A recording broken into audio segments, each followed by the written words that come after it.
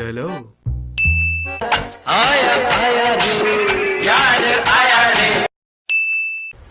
Wait a minute. Who are you? I know video इस बार थोड़ी सी थोड़ी ना बोल दियो थोड़ी सी ज्यादा लेट हो गई है but anyways so hey guys, इस वीडियो में मैं कोशिश करने वाला हूँ सर्वाइव करने की पूरे 100 डेज, वो भी माइनक्राफ्ट के नए 1.18 में। और इन 100 डेज में मेरा बस एक ही गोल होने वाला है, मुझे सर्वाइव करना है कैसे भी करके, कैसे भी व्हाट द हेक।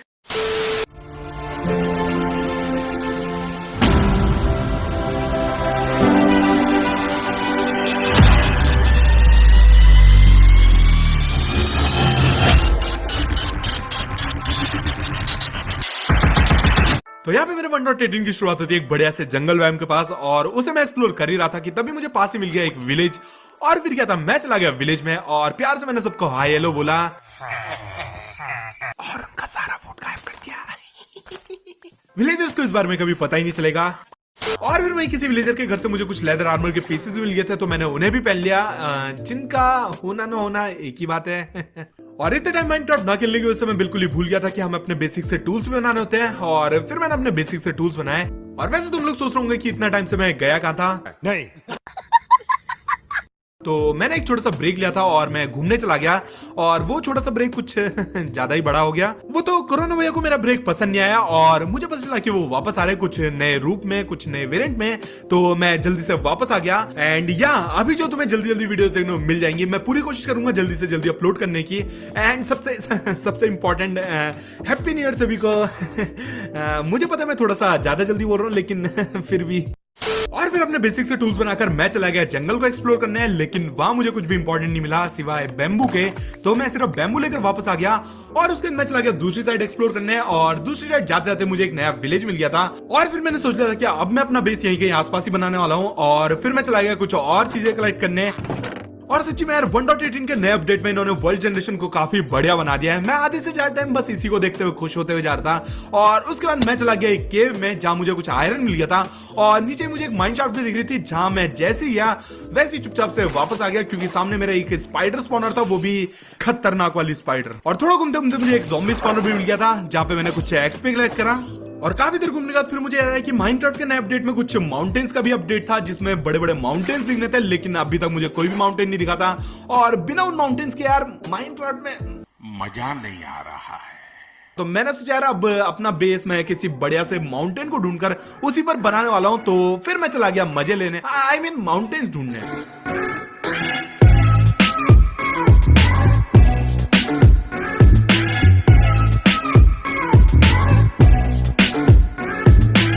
और फिर काफी देर घूमने बाद फाइनली मुझे माउंटेन्स मिल गए, और साथ ही साथ यार इस माउंटेन की दूसरी साइड यहाँ पे एक छोटा सा विलेज भी था। तो मैंने सोचा था कि अब मैं अपना बेस यहीं पे बनाने वाला हूँ, इसी माउंटेन के ऊपर। और फिर वहां पे कुछ देर एक्सप्लोर करने के बाद मैंने वहां पे एक चेस्ट बनाई, और उसमें अपना सारा सामान रख दिया। एंड उसके बाद मैंने घर बनाने के लिए कुछ सामान इकट्ठा करा। बेसिकली मुझे यहाँ पे स्प्रूस चाहिए थी, क्योंकि मैं स्प्रूस से अपना घर बना रहा था, और यहाँ पे स्प्रूस मुझे आराम से मिल भी जाते।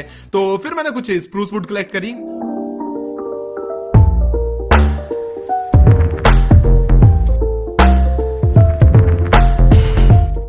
कुछ वुड इकट्ठा करने में मैंने अपना घर बनाना स्टार्ट करा, और मैं अपने बेस को कुछ माउंटेन बेस बनाने वाला था, और साथ ही साथ एक सर्कुलर बेस।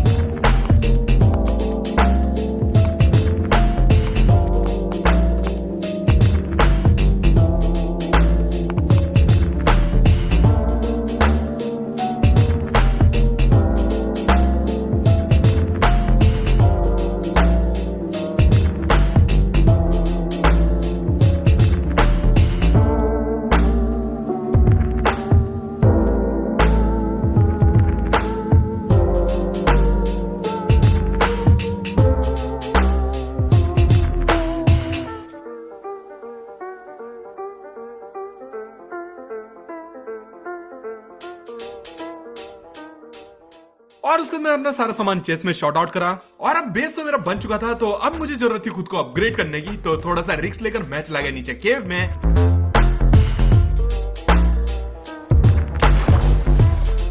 और सही में यार 1.18 का केव जनरेशन भी काफी ज्यादा बढ़िया हो चुका है और काफी ज्यादा ओपन स्पेस होने की वजह से डायमंड्स आराम से ओपन में मिल ही रहते हैं। तो मैंने कुछ डायमंड इकट्ठा करे और फिर मैंने सोचा यार क्यों ना बाकी डायमंड्स को फॉर्च्यून 3 से निकाला जाए, क्योंकि उससे जो मुझे ज्यादा डायमंड्स भी मिल जाते हैं और एफर्ट्स भी कम लगते हैं।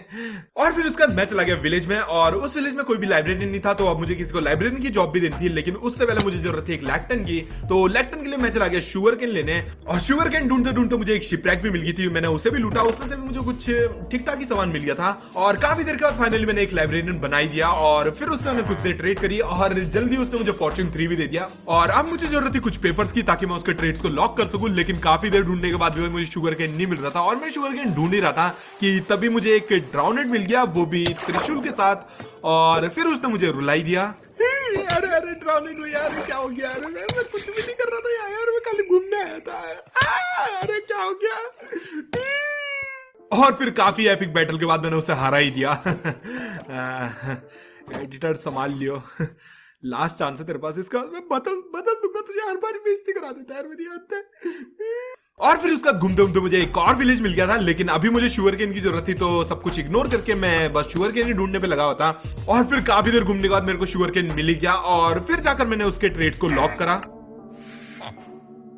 और उसके बाद फिर एक और दिक्कत आ गई थी कि फॉर्च्यून 3 के लिए मुझे जरूरत थी एमरल्ड्स की और एमरल्ड्स के लिए मुझे कुछ तो करना ही था। और फिर मैंने जो एक मिशन बनाया और फिर उसके साथ मैंने काफी सारा क्ले ट्रेड करा और फाइनली मुझे फॉर्च्यून 3 मिल ही गई। और फिर एक डायमंड पिकेक्स बनाकर उस पे फॉर्च्यून 3 लगाकर मैं फिर से चला गया केव में और फाइनली मुझे एक डायमंड के बदले 4 डायमंड मिलने लग गए। और फिर उसके बाद मैंने काफी देर डायमंड माइनिंग करी और इतने में मुझे एक ब्लॉक ऑफ आयरन भी मिल गया। मुझे पता नहीं था कि ब्लॉक ऑफ आयरन अब तुम्हें ऐसे मिल सकता है और ब्लॉक ऑफ आयरन के पीछे ही मुझे और भी ज्यादा डायमंड मिल गए और ऐसे ही करते करते मेरे पास टोटल 25 डायमंड्स कलेक्ट हो चुके थे। लेकिन उसके बाद मैं भटक ही गया उस केव में। काफी देर घूमने के बाद फाइनली मुझे होश आ गया कि आखिर मैं हूं कहां पे और फिर मैं अपने बेस पे वापस आ गया और फिर मैंने अपने लिए पूरा डायमंड आर्मर सेट बनाया। लेकिन ये डायमंड आर्मर अभी भी कंप्लीट नहीं हुआ था, इसमें अभी एन्चेंटमेंट्स बाकी थी। तो एन्चेंटमेंट के लिए मैं चला गया नीचे विलेजर्स को परेशान उनसे ट्रेड करने और फिर मैंने एक विलेजर को लपेटे में लिया। लेकिन काफी देर उसके साथ टाइम वेस्ट करने के बाद भी भाई वो बंदा मुझे प्रोटेक्शन 4 देने को तैयार ही नहीं था। और फिर मुझे याद आया कि इस गेम में नेदर नाम की भी कोई चीज होती है। और फिर उसके बाद पोर्टल बना के मैं चला गया सीधा नेदर में और नेदर में मेरा पोर्टल इतनी बेकार जगह पे था कि मैंने सोच लिया था कि मैं यहाँ वापस नहीं आने वाला हूँ। और फिर काफी देर के बाद मैं फिर वापस गया प्रोटेक्शन 4 लेने की शायद से अब ये विलेजर मुझे प्रोटेक्शन 4 देने को तैयार हो जाए। लेकिन काफी देर के बाद भी वो भाई मुझे प्रोटेक्शन 4 देने को बिल्कुल तैयार नहीं था। पता नहीं क्या दिक्कत है इस भाई को। It's her choice.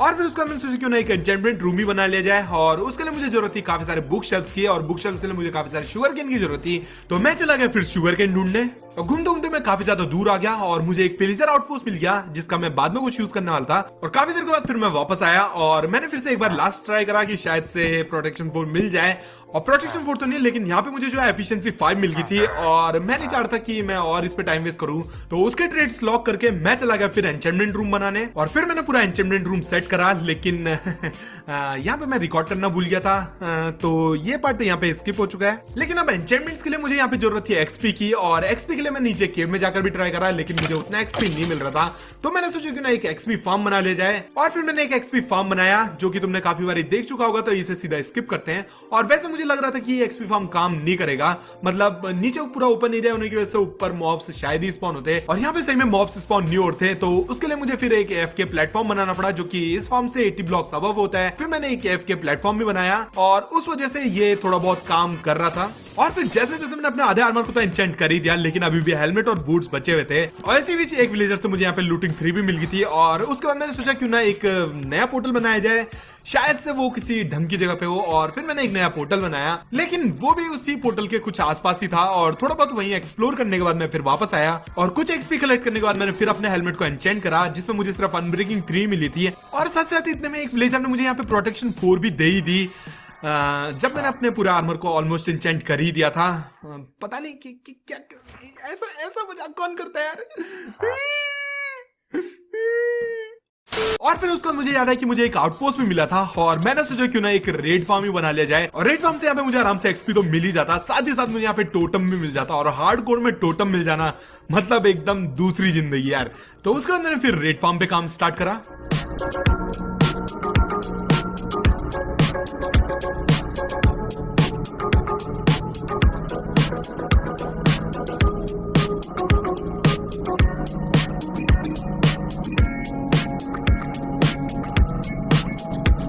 और रेड फार्म कंप्लीट करते करते यहाँ पे कुछ विलेजर्स भी आ गए थे और फिर मैंने उनको बोट में उठाया और जल्दी से फार्म कंप्लीट करके मैंने फाइनली रेड भी स्टार्ट करी थी।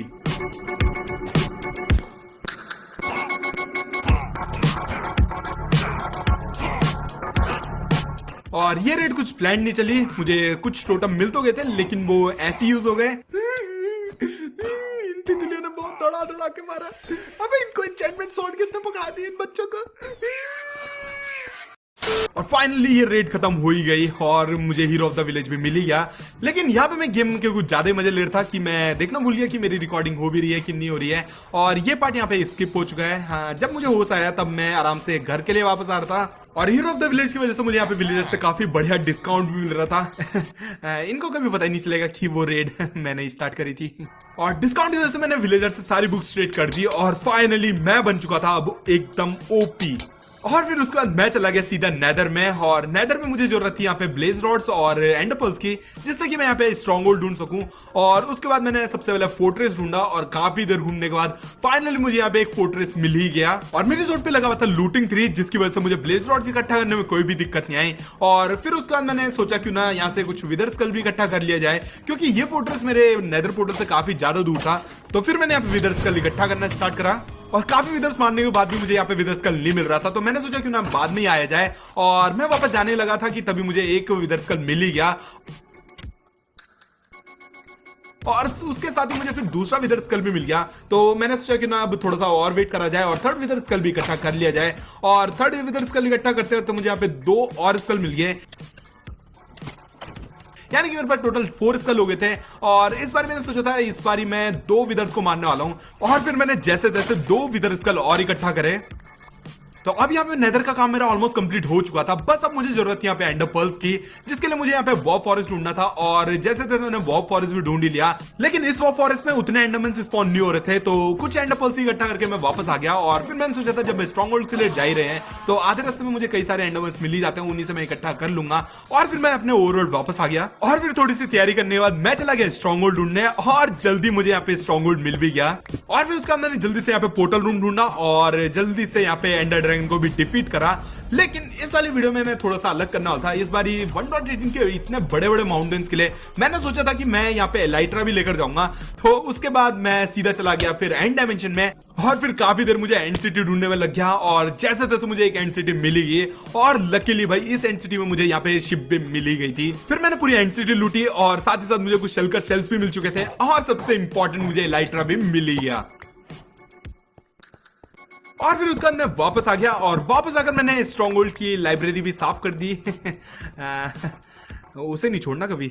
और फिर सब कुछ लेकर मैं अपने घर वापस आ गया और थोड़े बहुत अपने आर्मर को रिपेयर करके मैं तैयार हो गया नेक्स्ट बैटल के लिए। और नेक्स्ट बैटल होने आ रही थी हमारी डबल विदर्स के साथ। और इस बार विदर्स को मैं ओपन में स्पॉन करने वाला था। हर बार ये विदर को वही केव में स्पॉन करके मारना मजा नहीं आ रहा था। और फिर थोड़ी सी तैयारी करने के बाद और अपने सारे के सारे टूल्स को एन्चेंट करने के बाद फाइनली मैंने एक जगह ढूंढी जहां पे मैं विदर्स को स्पॉन करने वाला था। और फाइनली स्टार्ट हुई यहाँ पे epic battle. A few moments later. लेकिन विदर्स ने बहुत गंदा मारा यार। अबे पागल है कि इतना गंदा दौड़ा दौड़ा के मारा। मैं मुझे वहां से भागना पड़ा। इतना गंदा कौन मारता है यार बंदे, वो भी 2-2 एक बंदे को मार रहे हैं। मैं छोटा बच्चा हूँ यार, मैं अभी माइनक्राफ्ट सीख ही रहा था मैं। और वैसे मुझे लग रहा था कि मैं यहाँ पे पूरी तैयारी के साथ आया हूँ, लेकिन यहाँ पे मेरे पास बोज एंड एरो थे ही नहीं। मतलब बोज भी बिल्कुल अनब्रेकिंग 1 लगा हुआ था उस पे और एरोस तो एकदम ही खत्म हो गए थे। तो फिर मुझे वापस जाना पड़ा पास के विलेज में और वहां से मुझे कुछ एरोस ट्रेड करनी पड़ी। और फिर एरोस लेकर मैं आया और जैसे तैसे मैंने फिर एक विदर को मार ही दिया।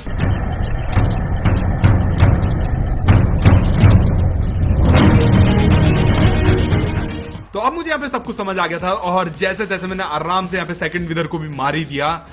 सच्ची में रुला दिया था यार इन्होंने हत्ते। और फिर दोनों के दोनों नेदर स्टार लेकर मैं अपने घर वापस आया। और उसके बाद मैं सोच ही रहा था कि अब मुझे क्या करना चाहिए कि तभी मुझे याद आया कि 1.18 में कुछ लश के करके नई बायोम आई है जो कि अंडरग्राउंड बायोम है और मुझे भाई वो देखनी थी अंडरग्राउंड बायोम। तो फिर मैं चला गया फिर लश केव ढूंढने और इलाइट्रा की वजह से यार ट्रेवल करना अब काफी ज्यादा इजी हो चुका था।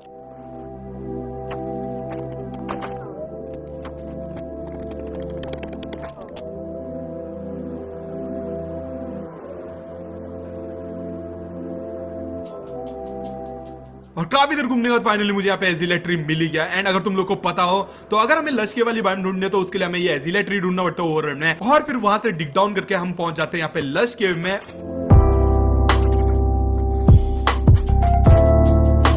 और फाइनली मैं पहुंच गया यहाँ पे लश केव में, और सच्ची में भाई ये देखकर भाई बहुत ही बढ़िया लग रहा था ये। और वहां पे काफी सारा क्ले भी था तो मैंने काफी सारा क्ले भी ले लिया। और फिर उसके बाद मुझे याद आया कि मेरे पास कुछ शल्कर शेल भी पड़े हुए थे जिनसे हम लोग कैरीज वगैरह करने में काफी ज्यादा आसानी होती है, और मैं बिल्कुल ही भूल चुका था। एंड फिर जैसे तैसे कुछ क्ले इकट्ठा करके और कुछ गोटी कुछ ग्लोबेरीज इकट्ठा करके मैं फाइनली अपने घर वापस आ गया। एंड अभी भी मेरे पास यहाँ पे कुछ टाइम था तो मैंने सोचा क्यों ना अपने घर को ही डेकोरेट करा जाए। और फिर मैंने अपने पूरे घर को डेकोरेट कर दिया एजिला ट्री और ग्लोबेरी से, और सच्ची में अब ये घर काफी ज्यादा बढ़िया लग रहा था। लग रहा है ना यार मुझे, एक मिनट मैं अकेले क्यों बोल रहा हूँ, तो प्लीज यार मुझे कमेंट सेक्शन में बताना कि तुम लोग को ये कैसा लग रहा है। और ऐसे जो मैंने कंप्लीट करे पूरे 100 डेज वो माइनक्राफ्ट 1.18 में, और होपफुली तुम लोग को वीडियो पसंद आए। ये पसंद आए तो प्लीज वीडियो को लाइक जरूर देना, और अगर चैनल पे नए हो तो प्लीज चैनल को सब्सक्राइब करना मत भूलना। और मैं मिलता हूं तुम लोग से नेक्स्ट वीडियो में, तब तक के लिए बाय बाय।